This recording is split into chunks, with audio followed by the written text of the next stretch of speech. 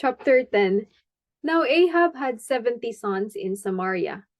And Jehu wrote and sent letters to Samaria, to the rulers of Jezreel, to the elders, and to those who reared Ahab's sons, saying, Now as soon as this letter comes to you, since your master's sons are with you, and you have chariots and horses, a fortified city also, and weapons, choose the best qualified of your master's sons, set him on his father's throne, and fight for your master's house. But they were exceedingly afraid and said, Look, 2 kings could not stand up to him. How then can we stand? And he who was in charge of the house, and he who was in charge of the city, the elders also, and those who reared the sons, sent to Jehu, saying, We are your servants, we will do all you tell us, but we will not make anyone king. Do what is good in your sight. Then he wrote a second letter to them, saying, If you are for me and will obey my voice, take the heads of the men, your master's sons, and come to me at Jezreel by this time tomorrow. Now the king's sons, 70 persons, were with the great men of the city, who were rearing them. So it was, when the letter came to them, that they took the king's sons and slaughtered 70 persons, but put their heads in the baskets, and sent them to him at Jezreel. Then a messenger came and told him, saying, They have brought the heads of the king's sons. And he said, Lay them in 2 heaps at the entrance of the gate until morning. So it was in the morning that he went out and stood, and said to all the people, You are righteous indeed. I conspired against my master, and killed him. But who killed all these? Know now that nothing shall fall to the earth of the word of the Lord, which the Lord spoke concerning the house of Ahab, for the Lord has done what he spoke by his servant Elijah. So Jehu killed all who remained of the house of Ahab in Jezreel, and all his great men, and his close acquaintances, and his priests, until he left him none remaining. And he arose and departed, and went to Samaria, on the way at Beth-Eked of the shepherds. Jehu met with the brothers of Ahaziah, king of Judah, and said, Who are you? So they answered, We are the brothers of Ahaziah. We have come down to greet the sons of the king and the sons of the queen mother. And he said, Take them alive. So they took them alive and killed them at the well of Beth-Eked, 42 men, and he left none of them. Now when he departed from there, he met Jehonadab, the son of Rechab, coming to meet him, and he greeted him and said to him, Is your heart right, as my heart toward your heart? And Jehonadab answered, It is.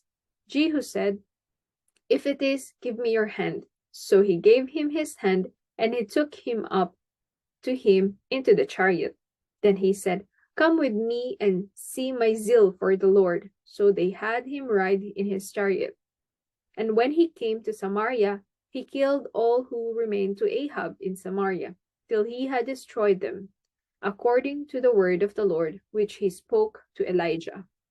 Then Jehu gathered all the people together and said to them, Ahab served Baal a little.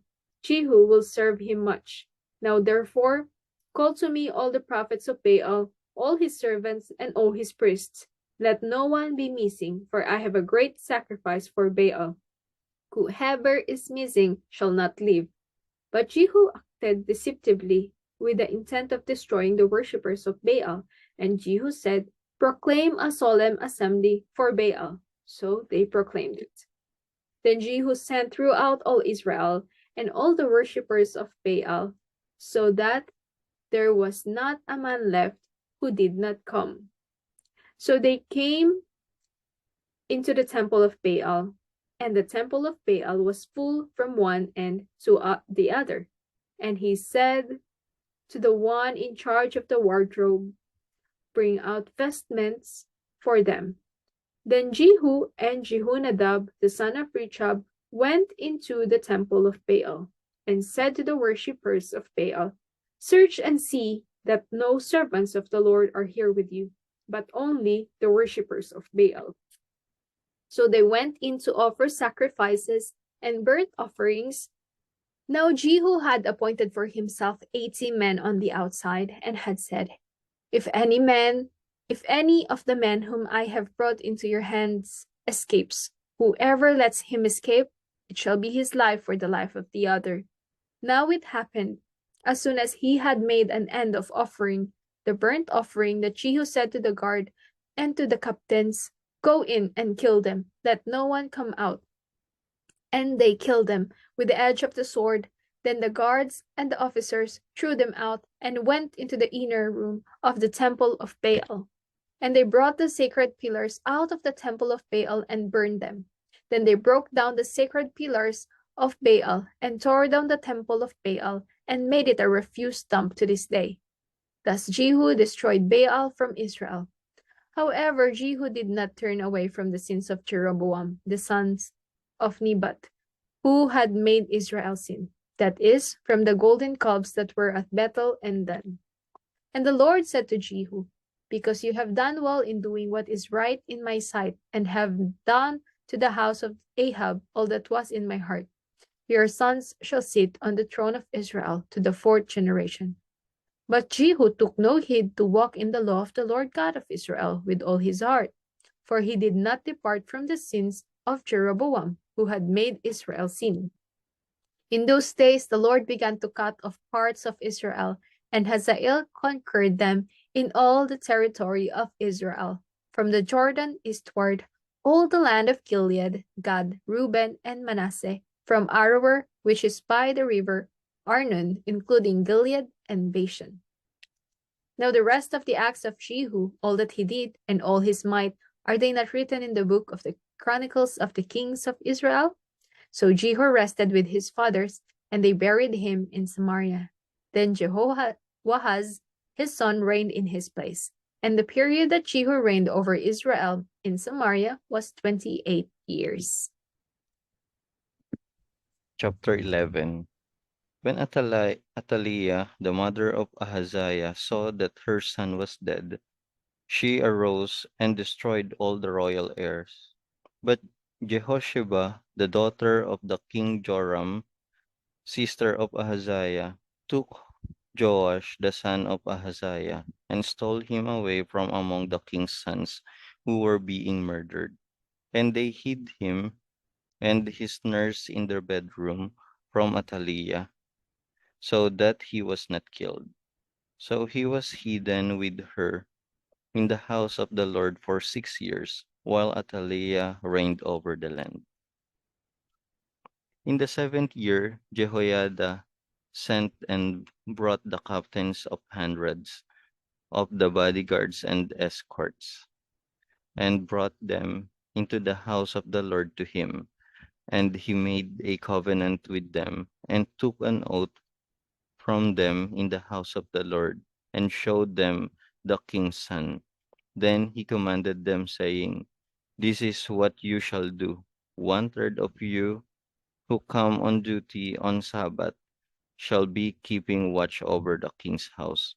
1/3 shall be at gate of Sur, and 1/3 at the gate behind the escorts.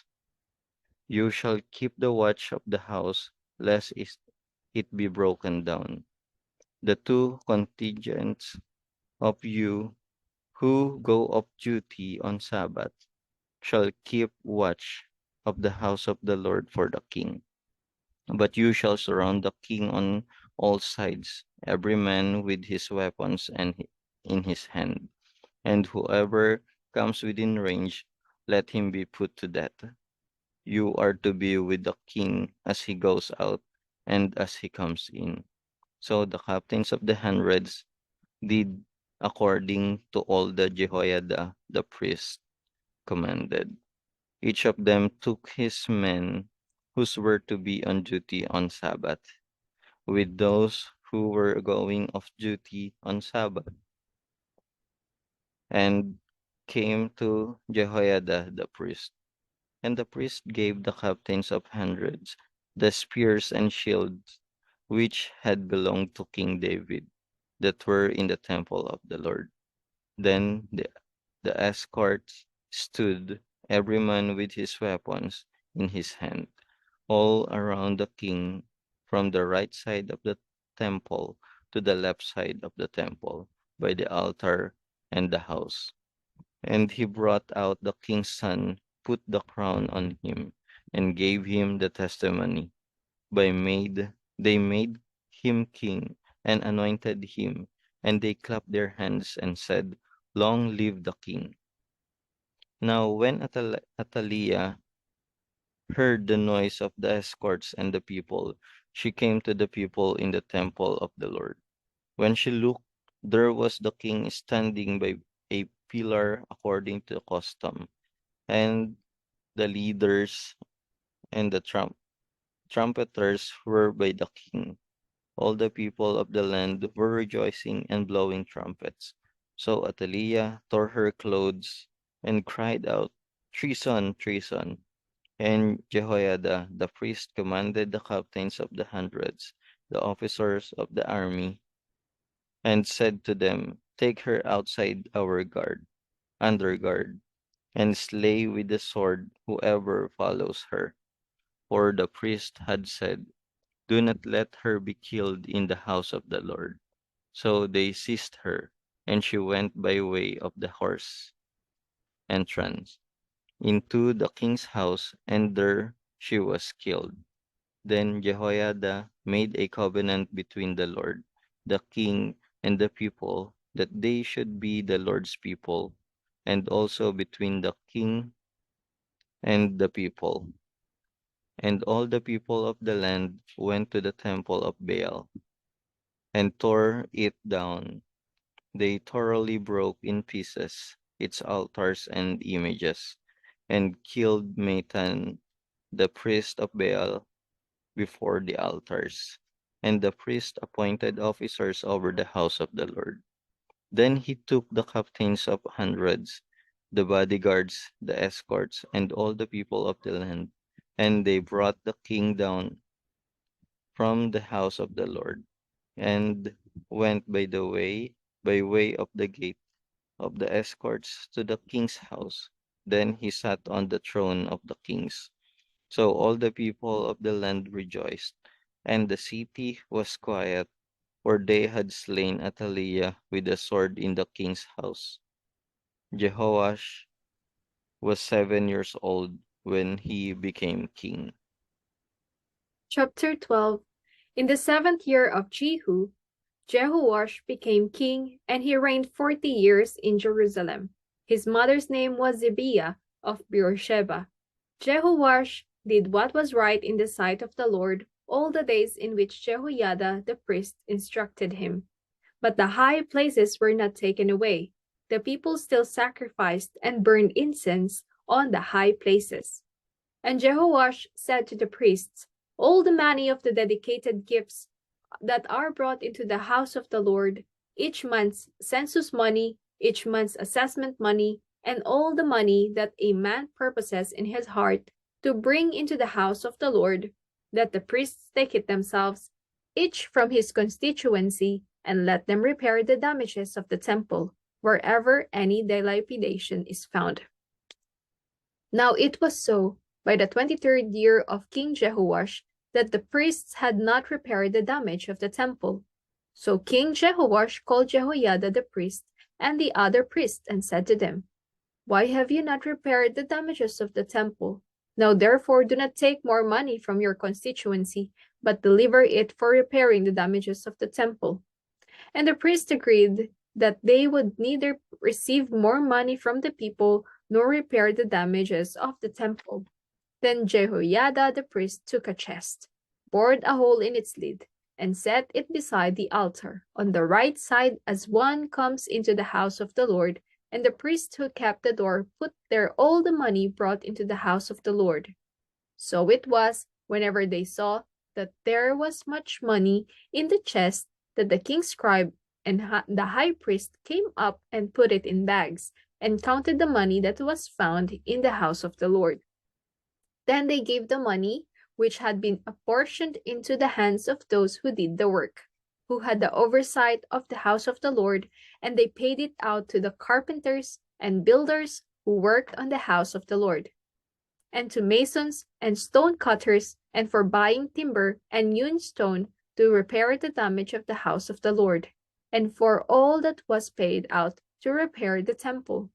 However, there were not made for the house of the Lord basins of silver, trimmers, sprinkling bowls, trumpets, any articles of gold or articles of silver, from the money brought into the house of the Lord. But they gave that to the workmen, and they repaired the house of the Lord with it. Moreover, they did not require an account from the men into whose hand they delivered the money to be paid to workmen, for they dealt faithfully. The money from the trespass offerings and the money from the sin offerings was not brought into the house of the Lord. It belonged to the priests. Hazael, king of Syria, went up and fought against Gath and took it. Then Hazael set his face to go up to Jerusalem, and Jehoash, king of Judah, took all the sacred things that his fathers, Jehoshaphat and Jehoram and Ahaziah, kings of Judah, had dedicated, and his own sacred things, and all the gold found in the treasuries of the house of the Lord and in the king's house, and sent them to Hazael, king of Syria. Then he went away from Jerusalem. Now the rest of the acts of Joash, and all that he did, are they not written in the book of the Chronicles of the kings of Judah? And his servants arose and formed a conspiracy and killed Joash in the house of the Millo, which goes down to Silla. For Jozachar, the son of Shimeat, and Jehozabad, the son of Shomar, his servants, struck him. So he died, and they buried him with his fathers in the city of David. Then Amaziah his son reigned in his place.